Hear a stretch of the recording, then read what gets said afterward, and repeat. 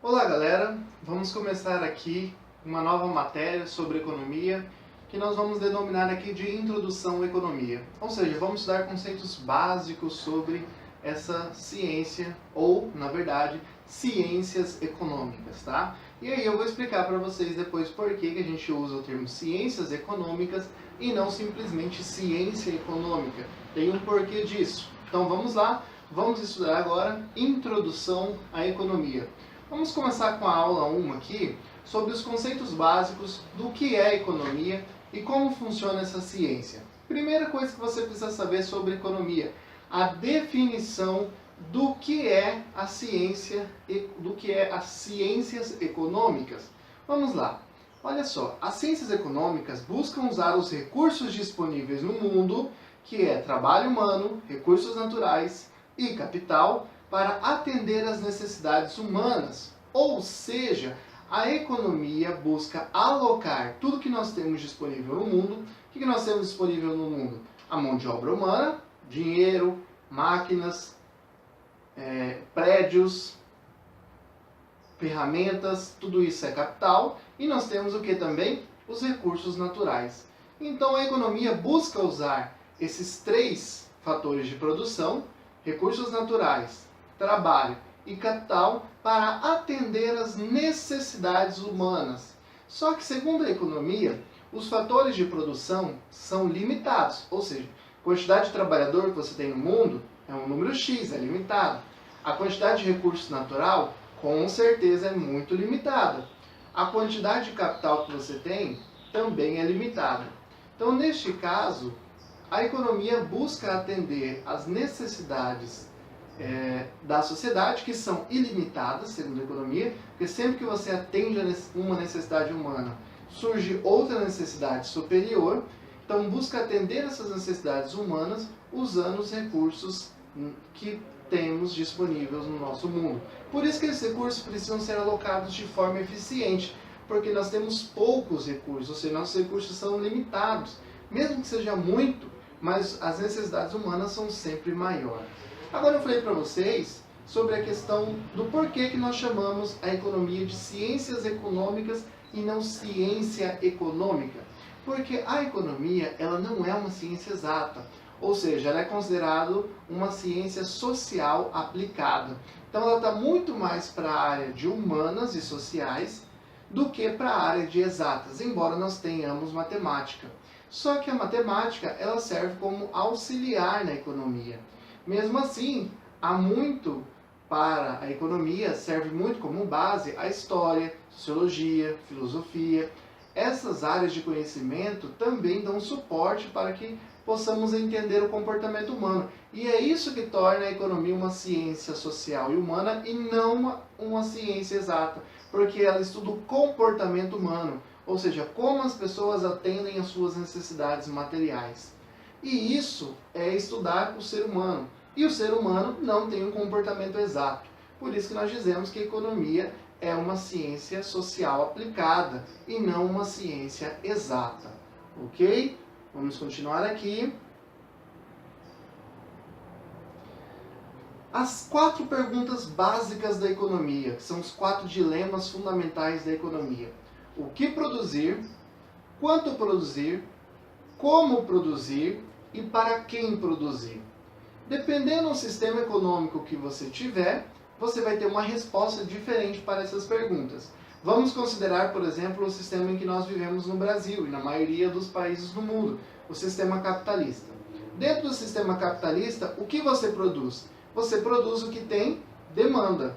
Quanto você produz? Você produz o limite da sua demanda. Por exemplo, você tem uma fábrica, você tem fábricas de carros no Brasil. Como que essas empresas sabem o quanto produzir? O que elas esperam que tenha demanda. Se elas produziram 200 mil carros em um ano e no outro ano elas acham que vão ter um aumento de 10%, então elas vão produzir agora no outro ano 220 mil carros. Por que eles produziram 220 mil carros? Porque é o que eles esperam que tenha demanda. Então você produz o que tem demanda e na quantidade que você acha que será demandado aquele produto. E aí, o terceiro item, como produzir?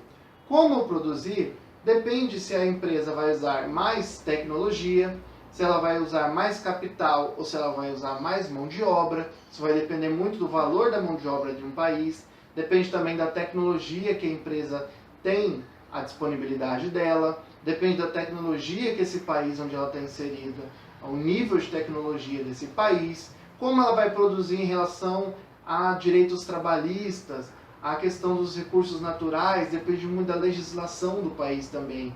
Se aquele país é tolerante com a poluição, se não é, se aquele país tem muitos direitos trabalhistas ou não tem nenhum direito trabalhista.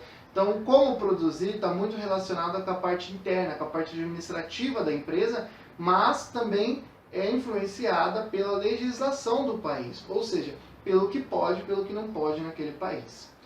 E por último, para quem produzir? Dentro do capitalismo, essa é a pergunta mais fácil de responder. As empresas produzem para quem pode consumir, tá? Aqueles que não podem consumir, eles são excluídos do sistema. Infelizmente, é assim que funciona. Então, a pessoa que ela não tem, por exemplo, no Brasil você tem em torno de 5 milhões de pessoas que passam fome diariamente. Essas 5 milhões de pessoas poderiam ser consumidores, por exemplo, de arroz, feijão, carne, computador, celular, mas não são porque elas são excluídas pelo sistema. É aí onde Keynes, vai lá na aula de pensamento econômico, você vai ver que Keynes fala que para o capitalismo sobreviver, você precisa distribuir renda para essa população pobre, porque essa população pobre precisa consumir, precisa estar inserida para que ela possa fazer a economia rodar. Ou seja, quanto mais a população pobre estiver inserida no sistema, segundo Keynes, maior vai ser a quantidade de consumidores, que é o fato que responde a nossa pergunta: para quem produzir? Para quem tem dinheiro para consumir. E quem tem dinheiro para consumir, segundo Keynes, deveria ser toda a população, ou pelo menos a maior parte, porque incluindo as pessoas você tem mais consumidores. Continuando aqui, quais são as principais áreas da economia? Claro que você tem outras disciplinas, você tem outras áreas, mas aqui é uma definição clássica que geralmente que vem nos livros, geralmente, né? Então você tem história econômica, macroeconomia, microeconomia e economia quantitativa. História econômica é muito simples de definir.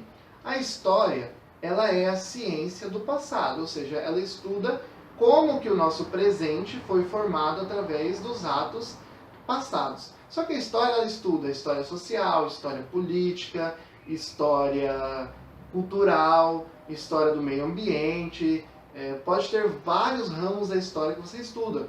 Na história econômica, especificamente, a economia estuda como o ser humano atendeu às suas necessidades materiais no decorrer do tempo. E isso muda, porque nós tivemos lá no início da história, nós vamos estudar isso depois, eu vou criar uma playlist aqui pra gente sobre história econômica. Lá no início existia o comunismo primitivo, depois você teve o escravismo antigo, você teve o feudalismo, você teve o sistema asiático de produção, depois você teve o capitalismo. Dentro do capitalismo você tem as políticas de bem-estar social, você tem a política de estado mínimo. Então muda muito aqui como o ser humano atendeu às suas necessidades materiais no decorrer da história. Muda muito, tá? Muda conforme você faz uma variação geográfica de um país para o outro, muda, mas também muda quando você faz uma variação do tempo. E é isso que a história quer estudar. Como que a economia mudou conforme foi mudando a história. A macroeconomia, ela preocupa-se com a economia de uma forma geral, ou seja, é como um biólogo estudando a floresta por cima. Ele quer entender como funciona a soma da produção, que é o PIB, Produto Interno Bruto. Ele quer entender o IDH, Índice de Desenvolvimento Humano.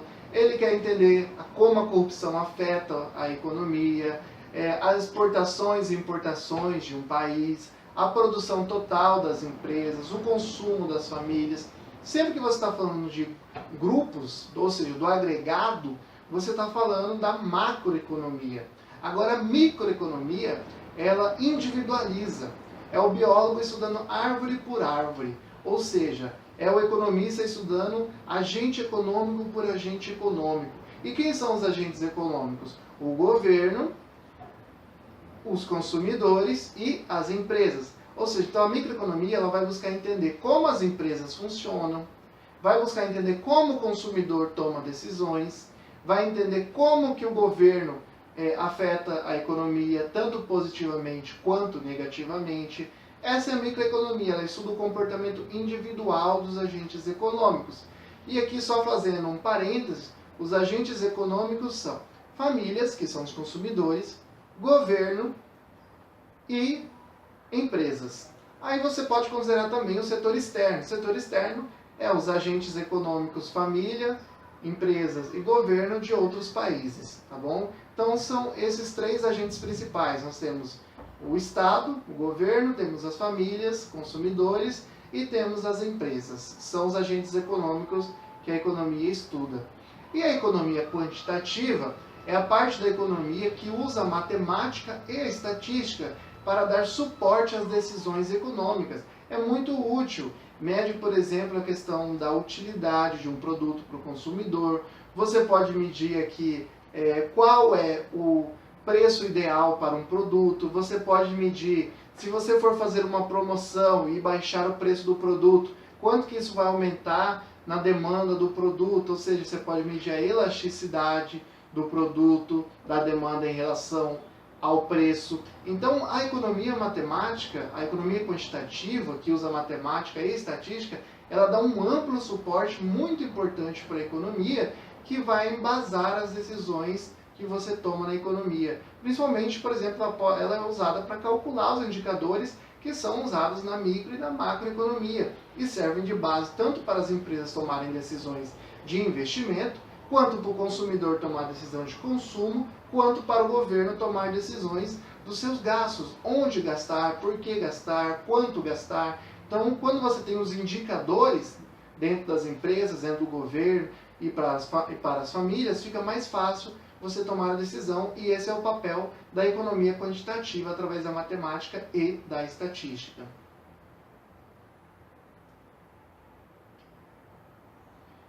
Algo importante aqui para a gente finalizar a nossa aula.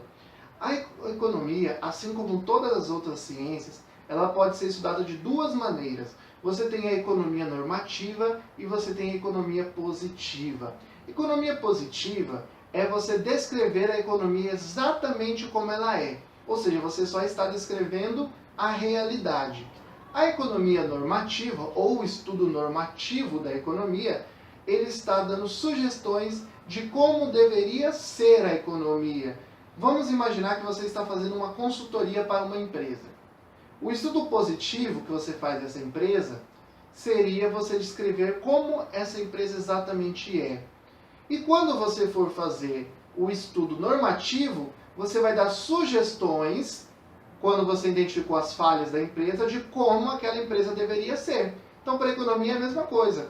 No estudo normativo, no estudo positivo, você determina como a economia de um país ou a economia do mundo é. Exatamente, você só está descrevendo. E na economia, no estudo normativo da economia, você vai sugerir, ou seja, olha só, a economia poderia funcionar melhor se você agisse de forma X, de forma Y, se o governo tomasse a decisão X e não Y. Então ele está dando sugestões de como a economia funcionaria melhor. Pessoal, isso aqui é o básico sobre economia, os conceitos, as áreas da economia, as formas de estudar a economia. Nós vamos ter mais aulas, vamos tratar sobre vários temas, custos de produção, vamos estudar inflação, vamos estudar economia internacional, economia monetária, vamos estudar vários conteúdos aqui sobre economia. Essa foi só a primeira aula, eu aguardo vocês na segunda aula. Essa foi mais uma aula do canal Professor Alisson Santos. Bom estudo, pessoal!